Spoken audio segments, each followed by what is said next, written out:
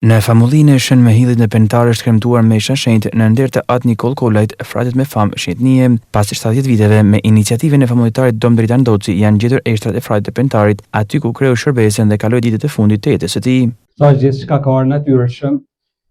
qysh në Rume me Don Giovalini në shtator të kaluam, ai më proni këtu me pakët kapele, e më foli për famën e Patë Nikols, që për shenjtëri,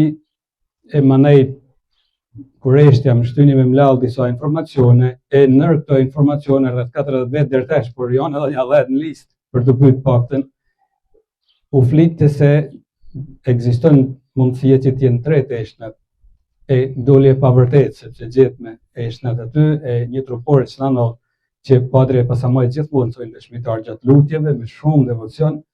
edhe unazat ku varte rozaren e tij si frat. Plus veni ishte aty edhe eshnat ishin komplet të pa lujtur në venit.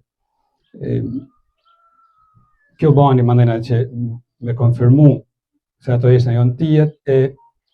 nërkohë që presim të bëhet një varë ma dinjitos si shkon padrit, është ulla dhe leja arqipeshvit që me pa këto nërime edhe publike djetë ndajq e sot këto.